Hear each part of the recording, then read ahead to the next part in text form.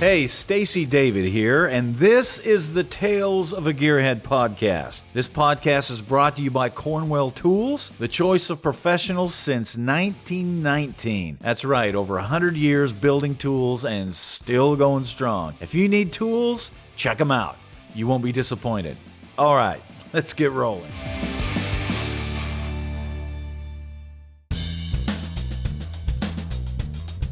You know, anytime a bunch of car guys get together, the subject of car movies always comes up. And everybody has their favorites, and everybody has the ones they can't stand. But there's always some that rise to the top, that are always the ones that everybody can agree, that is a great car movie.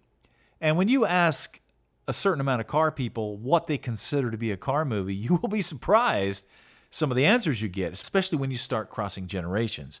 For example, you talk to a guy that grew up in the 50s or 60s what a great car movie is, and you talk to a 20-year-old kid, you're going to get a totally different answer. And sometimes those people don't agree. I say that to say a new poll just came out of these people said the top 10 best car movies according to fans and critics. And I don't know who took this poll, but I find it pretty interesting.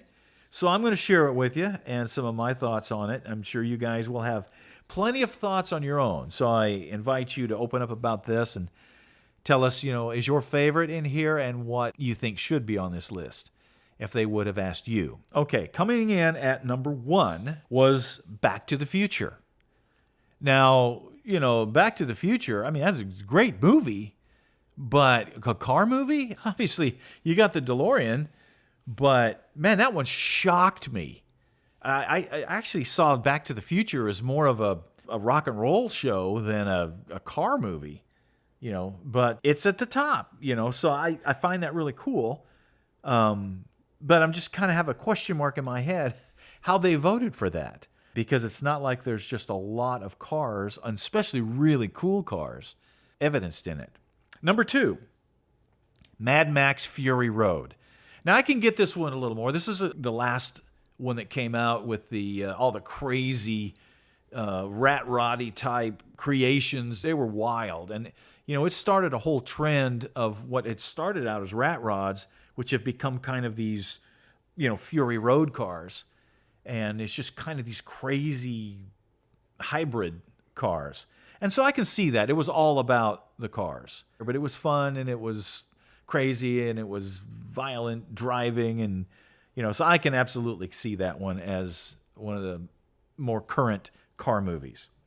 Number 3, Ford versus Ferrari. Now this is right in the sweet spot. There is no question this one should be up there. Obviously, if you haven't seen it, you're missing out.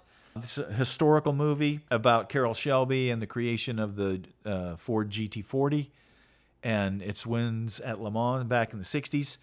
Great film. Fairly accurate. It did justice to everybody involved. If you haven't seen it, you need to. Even if you're not a car person, I would recommend this one. Christian Bale does a great job. Everybody just did a great job in this one. Number 4, Grand Prix from 1966. Now, I bet there's a lot of you out there that are going, what the heck is Grand Prix?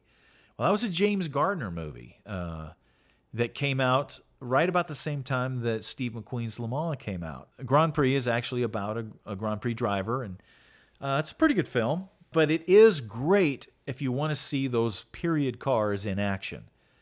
And, you can never shoot a film like that now because those cars don't exist. But back then, it was shot on actually the racetrack. So just from a historical standpoint, it's a great movie to see. And it's got a little better story than Le Mans. So anyway, I can see that one. It's definitely a car movie. The next one is the forever classic Bullitt. This came out in 1968. This is the Steve McQueen movie that has the epic chase between a 68 Mustang and a 68 Dodge Charger. Still one of the best chase scenes ever put on film. The movie is okay. It's worth watching, but the chase scene, if you haven't seen it, you can Google it and just watch the chase scene. It's just really well done. And the good thing about this, first of all, they were classic muscle cars as they kind of rolled off the showroom floor back then. They had the modifications, the American racing wheels and Hurst shifters and things that people would have done, but it gives you a real insight into what those cars would have looked like back in the 60s if you weren't alive back then. It also was the first time, and you got to give Steve McQueen credit for this, it was the first time that a stunt scene actually was told like a story. If you watch it, you see the cars playing cat and mouse with the drivers, and it's all done with eyes in the mirrors, people looking over their shoulder, shifting, downshifting, upshifting, weaving in and out. The whole story is told through action. And it is pieced together in a way to where you see what happens, and there does not need to be a word spoken. And I believe this chase scene is 6.5 minutes long, 7 minutes long. It's a long sequence, and you would think the thinking at the time was you got to have somebody talking. You got to have something happen. You can't just have action going with no voiceover or something. And that was one of the things where McQueen, being the car person and the race car driver, he said, no, we need to just let this thing speak and let the action and the people and the actors and the cars and stuff tell the story. And boy, did it work. And from then on, if you didn't have a chase scene in a movie from 68 all the way through Smokey and the Bandit, which was in the mid-70s and beyond, I mean, the chase scene became as integral to a film, a successful film, as the love scene, and it was, every movie had some sort of an action car scene. And sometimes they combined the two, where it was a love scene in the car. But that's a whole different movie. That's a Tom Cruise thing. So. Anyway, Bullitt should be on this list. There's no question. Number 6 is, once again, a little bit of a surprise to me. This is Drive. This is a movie that came out in 2011, and it starred Ryan Gosling in it. And he is kind of a knight in shining armor kind of guy, a getaway driver, has a cool 70s muscle car, but there's not a whole lot of driving scenes in it. It's a good story, but I think that I'm seeing a little pattern here. I think there's a lot of Ryan Gosling fans that were voting on this. And I think this is good. This was not just guys voting on this. These were actually girls, too, which would explain some of these top 10, which I think is great because car people aren't just guys. If you haven't seen the movie, you need to rent it. And it's not Drive Angry. That was a different one. And there's several that have had the name Drive and this and that. But we're talking about the Ryan Gosling one. All right, number 7. This is the one we've been expecting. I'm actually surprised it's not higher than number 7. It's American Graffiti. It came out in 1973, but it represents 1962. That's supposedly when it was shot. And it is it's kind of the story of George Lucas growing up, actually. If you have not seen American Graffiti, it is a window into the early 60s car and rock and roll culture and the teenage culture. And it is surprisingly accurate, not only from a musical standpoint, but the cars. You have stock muscle cars, or early 60s cars driving around. You have classic hot rods done up in the right look, the right sound. Street racing is presented the way that it always was back then. It's just a really good movie. So that's worth seeing. Number 8 is a movie that came out in 2013 called Rush. Now this, I absolutely agree with this one. This is the Ron Howard film, which is the story of Niki Lauda and James Hunt, two Formula One drivers in the 70s. And if you don't know this story, if you weren't around when this was happening, I was a kid when this was going on, so I remember it vividly, and I was really into IndyCar and Formula One. But Ron Howard absolutely does this story justice.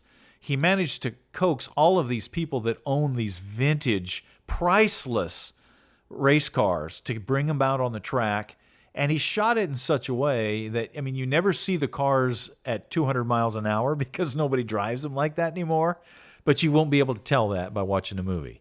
He did enough camera magic and enough things where you feel satisfied. It's a great, great historical racing story. Obviously, the story between James Hunt and Niki Lauda is epic. I won't spoil it for you by telling you about it. Number 9 is Mad Max 2, The Road Warrior. Once again, this doesn't surprise me. This came out in 1981. It is not as gothic as the Fury Road, but it is, once again, all about craziness driving on the road, crazy vehicles that have been butchered together because supposedly it happens after there is shortage in fuel. And so the gasoline is the gold. And then the movie's good. I mean, all of the Mad Max movies are good. Road Warrior is definitely a bunch of car stuff. And then number 10 might be a surprise to a lot of people. This movie came out not too long ago, 2017, and it's called Baby Driver. Once again, if you haven't seen it, this one came up as a surprise to me when we went and saw it. My daughters actually said, "Dad, there's a good movie out, called Baby Driver, and this guy's a driver." And I'm like, "Well, hey, if he's a driver, yeah, there's cars in it. Let's go see it." And oh man, I was blown away on first of all, the way it was filmed, and it's all, current, import style cars, but there's so much drifting and so much racing and very little CGI. This is real drivers doing this. And that was one of the things I was reading when they were talking about making this film. They said it was very important that the actors were seen doing some of the stunts.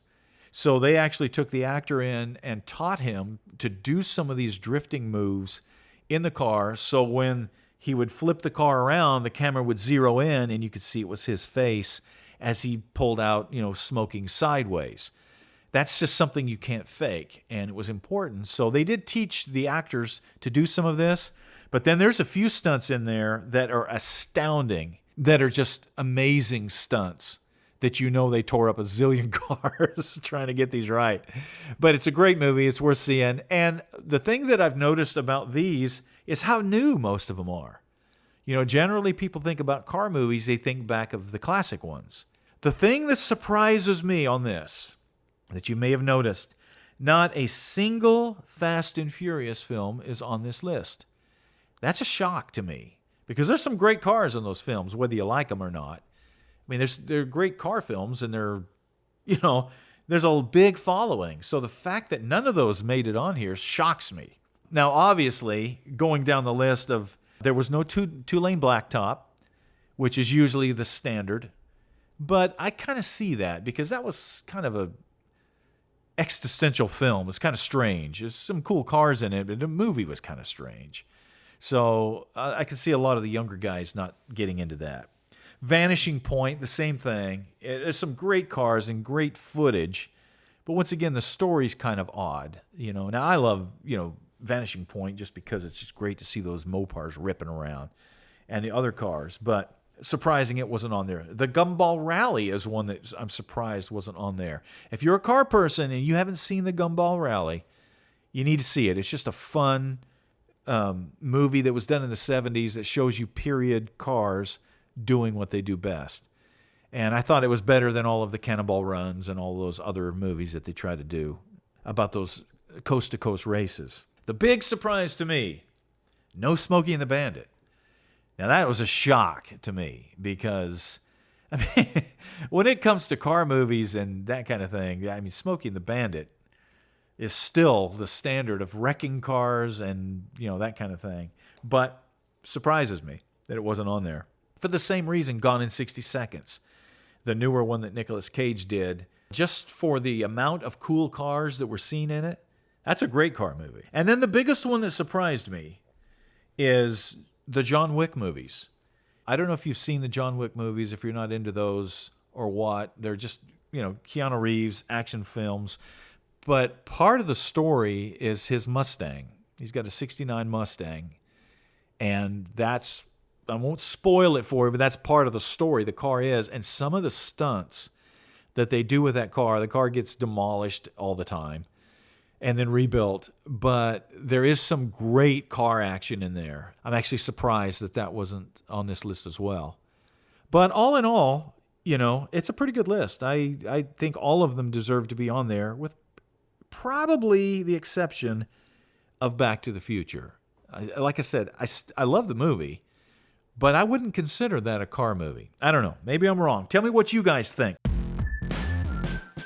One question I get a lot when guys are talking about jobs is about Cornwell Tools. We talk about Cornwell a lot, and you see me use their stuff on the show a lot. People are asking, hey, how do I become a dealer? Man, all you have to do is contact Cornwell, tell them you're interested in becoming a dealer, and you'll be on your way. And it is a great company to work for, and they've been around a long time. You've seen the tools, you've seen the way they operate.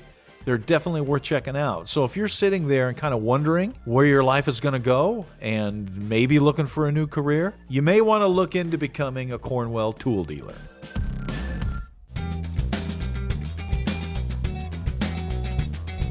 All right, here's a great question. It goes, hey, Stacey, what are your musical influences? What were some of your biggest musical influences? I would have to say probably the first kind of epiphany moment, the first thing that was like, whoa, that's really cool. I'll kind of walk you through them. First, I'm in 5th grade.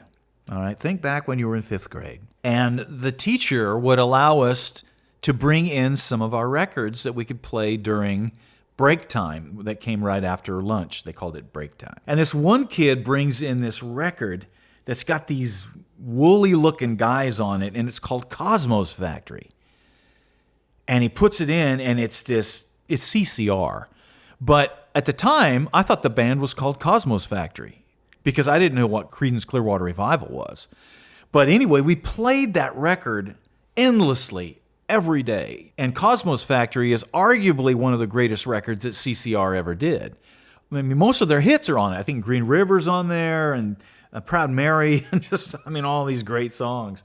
So that was like, what is this magic that's coming out of this record player? And this guitar sound, and this stuff, and this guy's voice, and what is this? So that was the first group that was really influential to me. And they were just a blues rock kind of thing. A lot of people kind of throw them into the southern rock thing, kind of the start of that.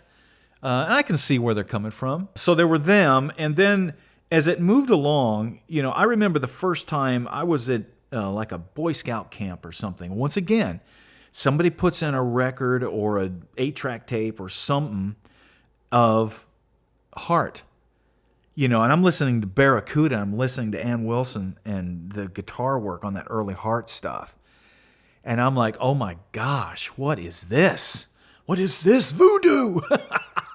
So that early Heart stuff was a big influence as well. And then this is starting to lead into, some of the super groups of like Kansas and Journey and, Boston and people like that, which were obviously big influences on me as well. But at the same time, now that was the current stuff that was going on the radio. I was always a blues guy, and I don't know why. There's something about that. So I was, at the time, still, I was discovering people like B.B. King. I say discovering because, as a kid, if it's not on radio, you got to dig for that stuff, especially pre-internet days. And so people would have an old record, of these great artists, and Howlin' Wolf and Muddy Waters and all those guys, and you'd find that. Then, of course, early Chuck Berry stuff. He was a huge influence on me. Chuck Berry is really kind of the architect of what became the singer, guitar player person. There were other artists like Carl Perkins, that were singers and good guitar players as well, but Chuck Berry kind of took that to another level and kind of, opened up the thing of the guitar slinger. Everybody that followed kind of owes that to Chuck Berry. That's some of my earliest influences. Still love that stuff today. The Beatles were around, and they did great stuff. They weren't as big an influence. I was more of a guitar-driven rock sort of guy. Obviously, the southern rock stuff, Leonard Skinner and all those guys, I loved that stuff as well. So I pretty much liked everything. As long as it had a beat, I was happy with it. All right, well, I'm sure that everybody has heard the news of the passing of Jerry Lee Lewis. Wow, what a character that guy was. As most of you probably know, I was in the music industry for about 20 years as a professional musician, and I ran across a lot of these guys and became friends with, a lot of people and a lot of musicians and a lot of people in the music industry. Jerry Lee was one of those guys that I always wanted to meet and never had a chance to. Our paths just never crossed. I met a lot of people that worked with him, a lot of people that knew him. Oh, the stories abounded about Jerry Lee. He was exactly the way you thought he was. But, he was one of the original members of the $1 Million Quartet. And for those of you that don't know, the $1 Million Quartet was Jerry Lee Lewis, Carl Perkins, Elvis Presley, and Johnny Cash. And they were all at Sun Records. There's a photograph of them taken at Sun Records right after Elvis had left and he had gone to RCA. And Jerry Lee was the last one, the last survivor of that. And it was ironic because Jerry Lee was the one they said that would be the first to go because of his lifestyle. Most of the people listening to this podcast, myself included, were not around when Jerry Lee had his first thing. Some of you will have been. You're fortunate enough to have been around the 50s. But my first introduction to Jerry Lee came in the 70s when he was doing country stuff. Now, a lot of those old rockers did that. Elvis, had a resurgence, back in the 70s on the country radio, with Suspicious Minds and all that stuff, because rock radio had kind of left these guys behind. And, at that point, it was Led Zeppelin and, Heart and, Leonard Skinner and stuff that was happening in the 70s. So, they didn't really fit in, but they found a place in the country market. And so I remember the time, my parents and my dad was a big country fan, so that's what the radio was on all the time in the house, no matter what. You didn't dare change it. So I got my rock and roll fix, at school.